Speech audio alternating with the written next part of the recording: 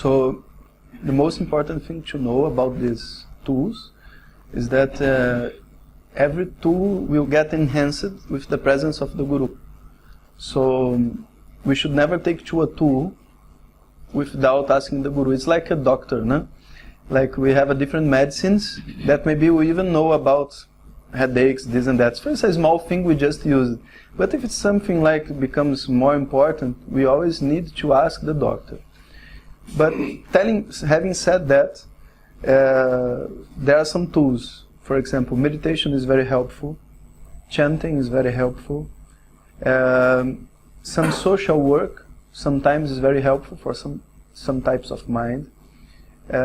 Some activities that will bring up the yin and yang energy. So, for example, some students that I put them to dance, to sing, or to do some wrestling, because this will bring up some sort of energy inside, women and men. So,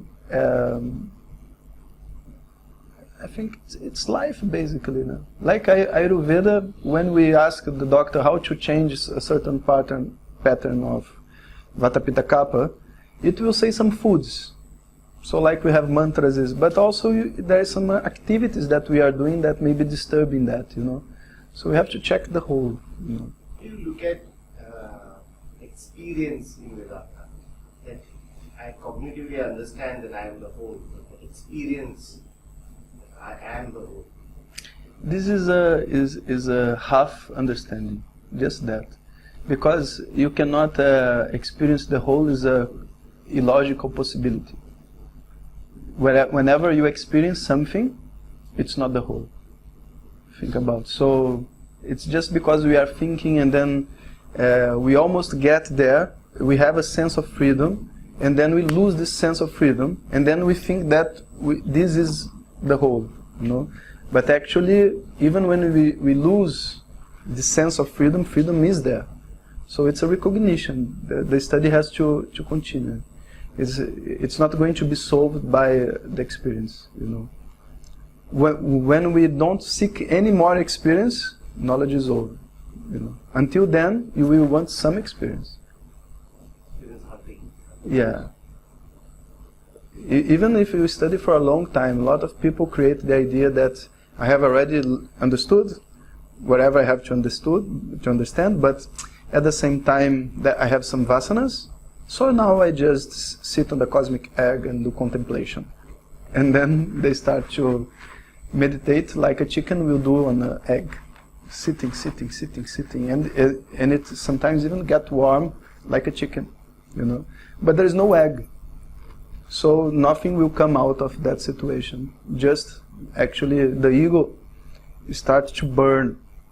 So we start to have a sensation that we're never there. And some people even get depressed with Vedanta study, because they start to say, well, I'm studying, and now I'm already for 10 years studying, and I'm doing meditation, and I'm never there. I think this knowledge is not for me. But what really happened is a trap, The mind, when it says, I understood, but there is something else, it blocks the possibility to understand something more. So we should never let the mind say, I understood. I never understood until the end. I should never say. I have to say, I do not understand fully. There is something else to be understood by me. There is something else to be understood by me. Until one day, that even the question will disappear because of the study process. And you learn that the one that's trying to understand is the mistake. Think about it. The Ken Upanishad says this, no? If you say you understood, you did not understood at all. This is the disadvantage of a Vedic heritage program that you have here, understand? Because you feel responsible for their happiness. Yeah.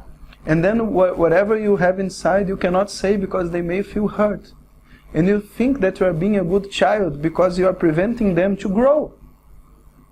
When I say to my mother, you are disturbing me when you call me at 3 o'clock in the morning, I'm giving her a gift.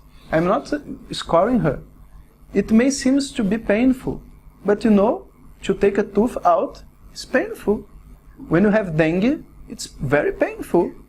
A lot of things in life, it's very painful. And sometimes if you try to hide the pain, the person gets, let's say, worse, not best, not better. If the person is creating a problem to you, and you are not telling her, because you don't hurt to feel bad about herself, how she's going to grow? Sometimes you have to be the instrument of the growth of another person. Sometimes brother and sister have to stop speaking for years in name of the truth, of Dharma.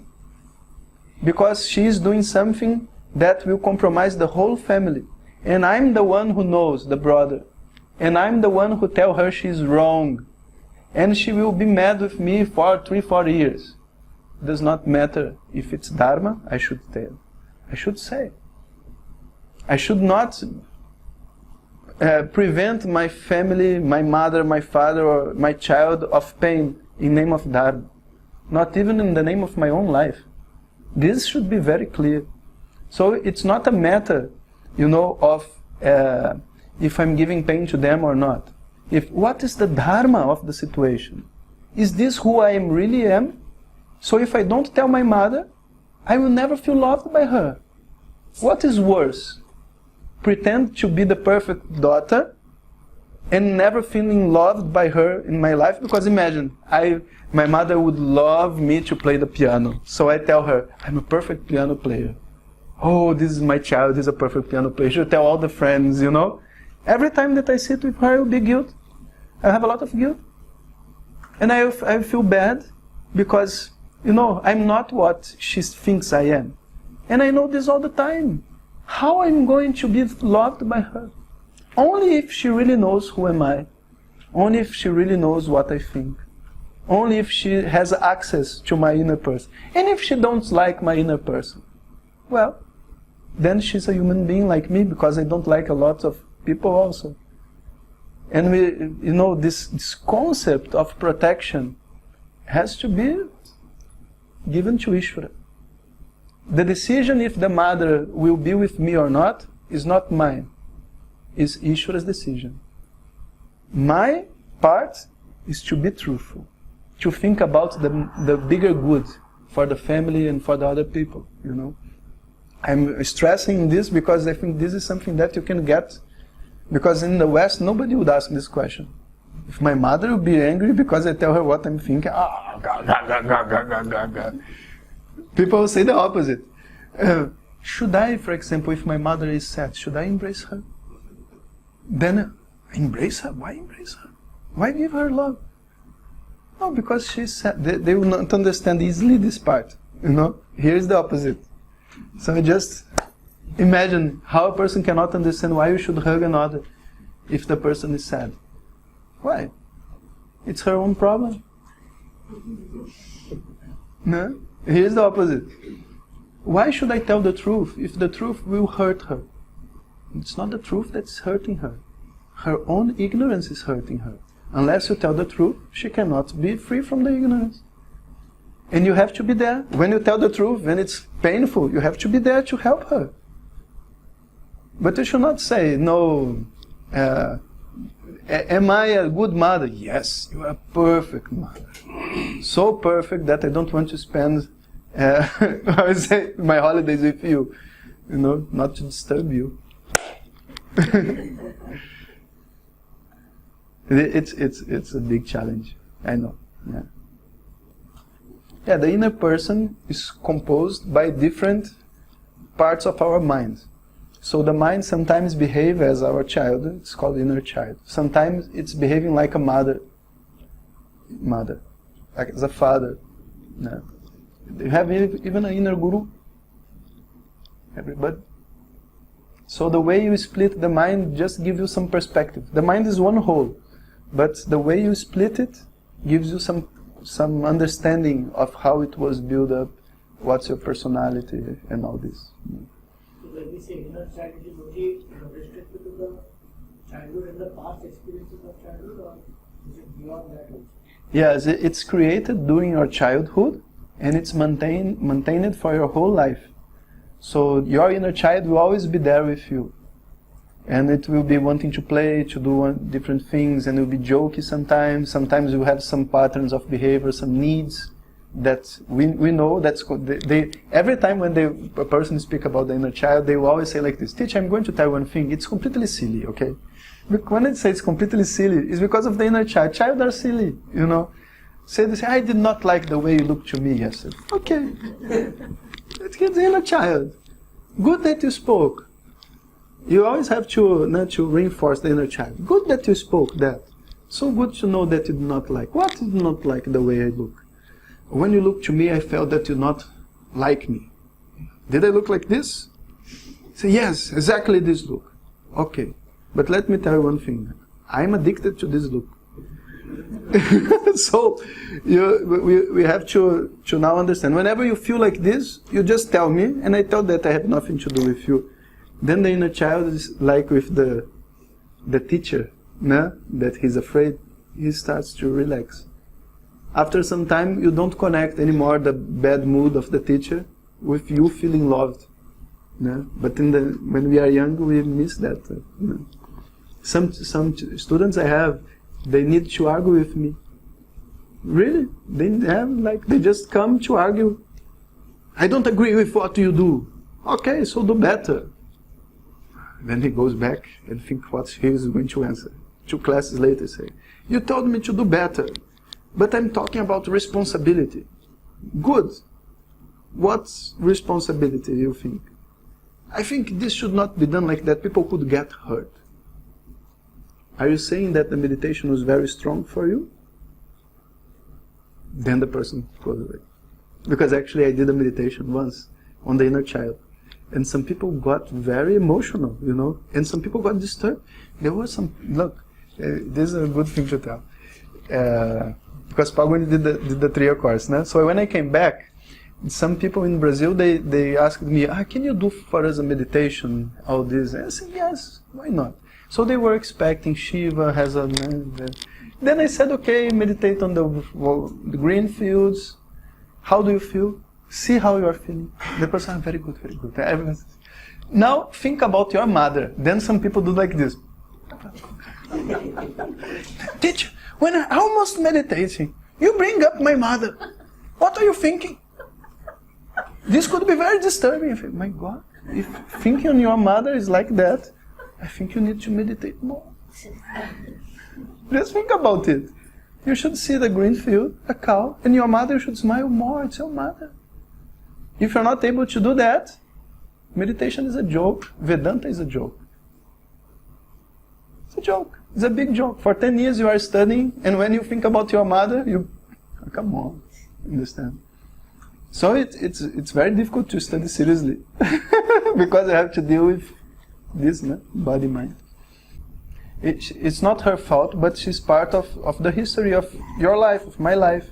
So somehow we will connect them with what we are and say that they are responsible. And for some extent they are, but not that they did on purpose.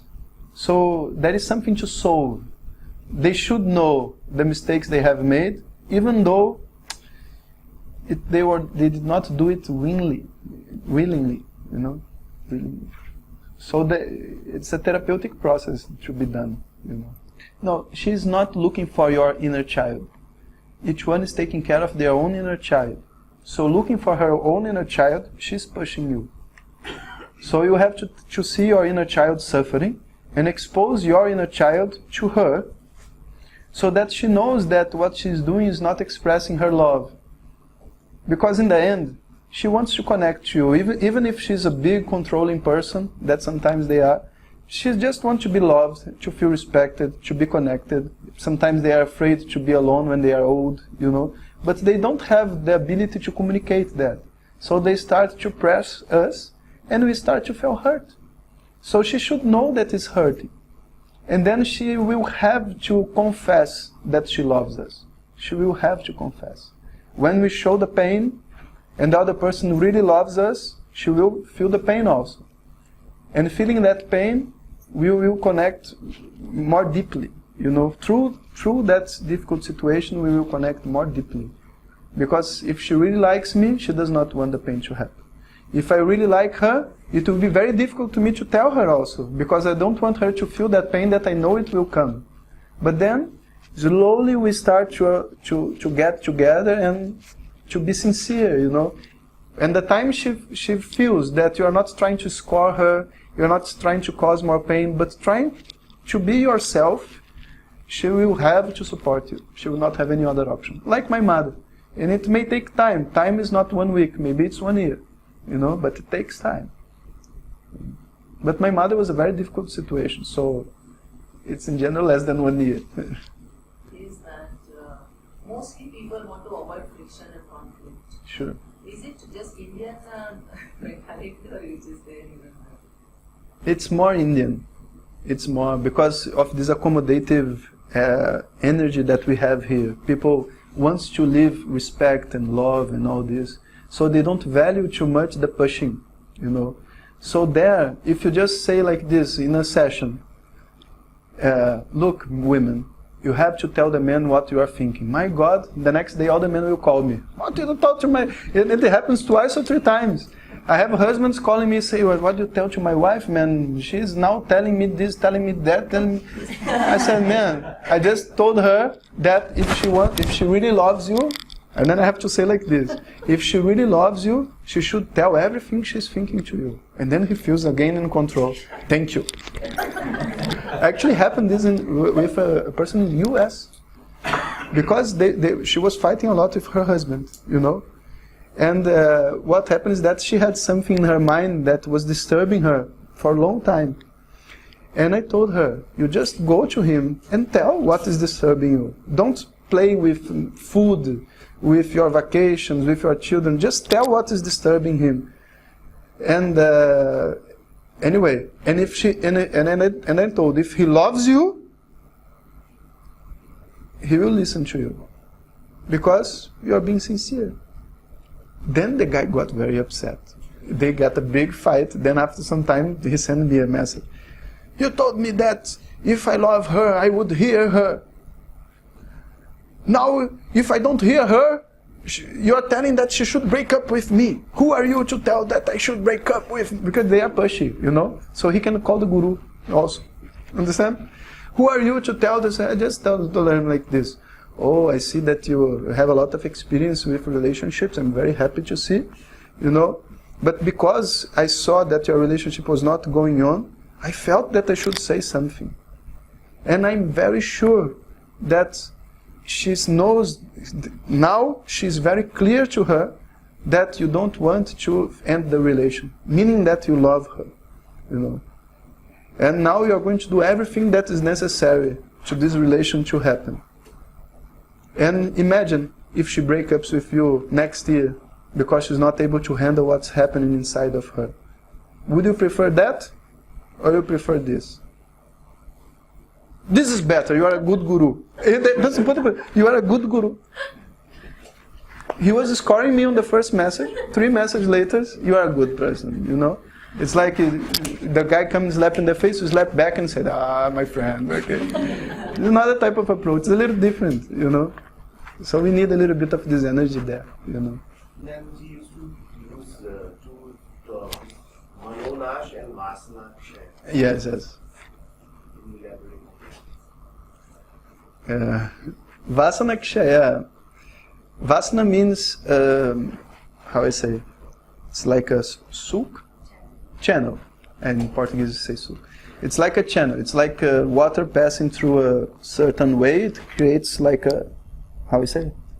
Groove. Yes, like it's a groove, souk. So the mind has habits. And these habits of the mind is not only in terms of behavior, but also in terms of feelings, of thinking, So when we have a life of ignorance that we all have, a lot of things in our personality are just established by these grooves. So we need to put a lot of effort to become a better person, because you have to come out of the groove to start working in a different mode in life. Like all this I have explained, it's a groove of thinking, You have to go to another path of thinking. So you have to create the habit.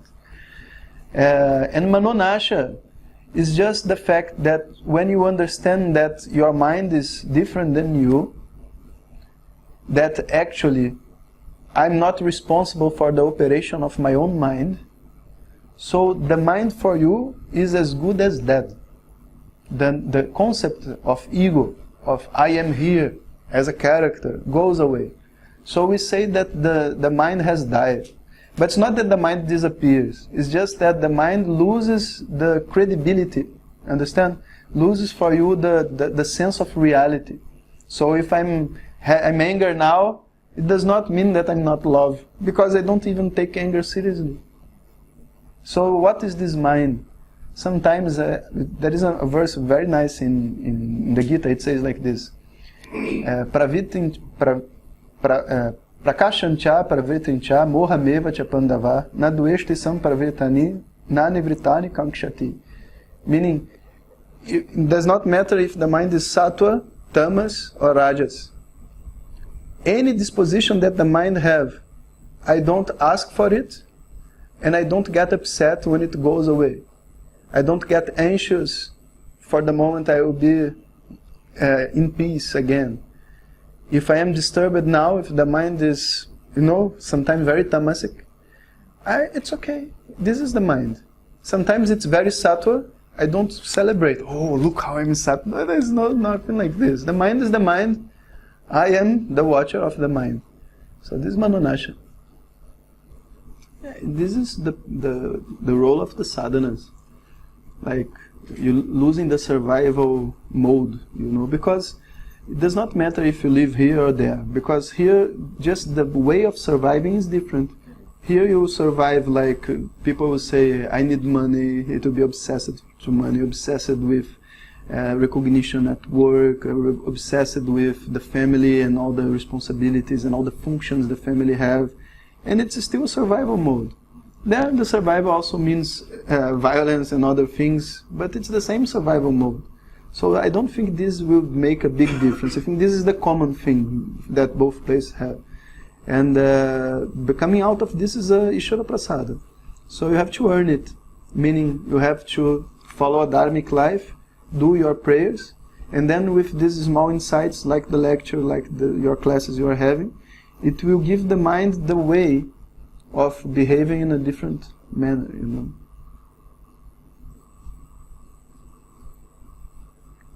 I don't know myself, like when this ended. I was going to tell that. I missed. It's not that you become at once not a survivor. You become at once open. No, you just choose a small part of your life, one of these blocks of 15 minutes that you have, and be the best in one of them. If you manage to be the best, let's suppose, daughter for your mother, it's like 10% of your life that is done. Then you try to apply the same thing to your job. You find some other obstacles because the emotions are different, the vasanas are different. Then you conquer that. So you start conquering slowly, not at once. So nobody drops the survival mode at once. It's a slowly process. Sometimes even as a teacher, it happens that.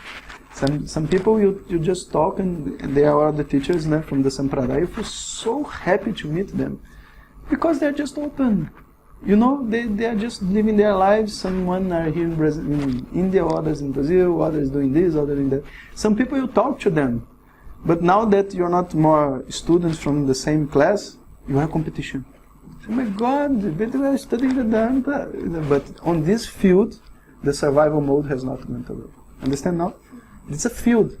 When the person is in another place, this does not come out. But when he is there, with the father, the survival comes back.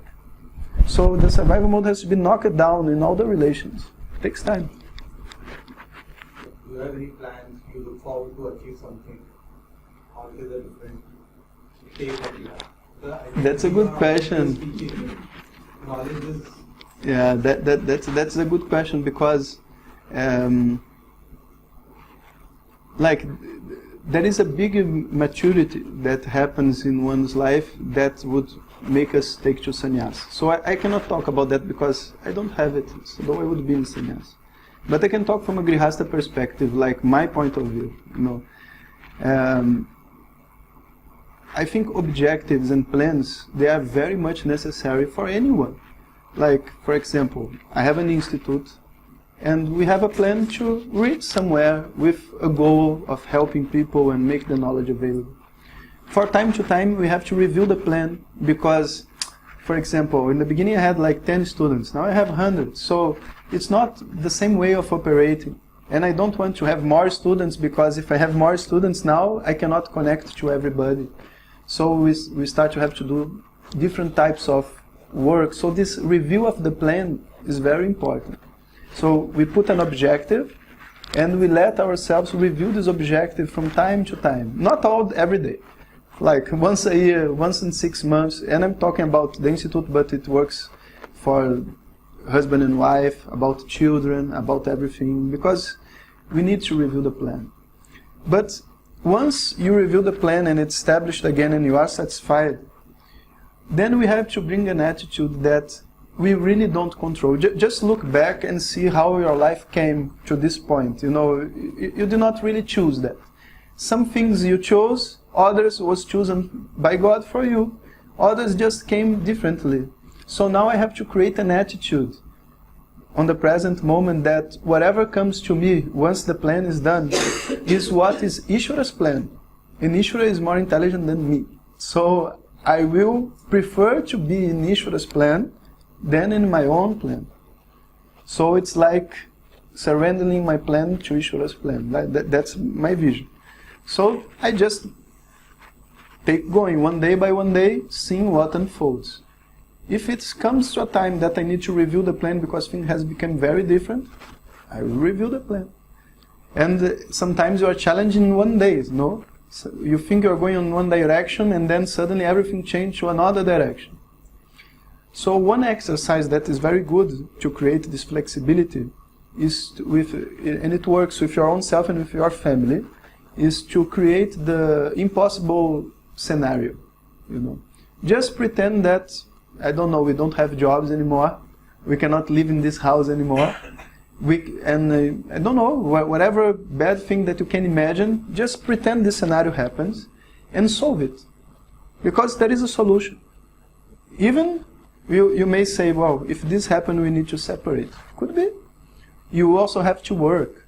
We have to dedicate all the time to our child if something bad like this happens. And when this is seen as not anymore a source of pain, just what life is, then my fear also goes. Because the worst scenario, I can also deal with that, And then we go one day by one day. That's what I do.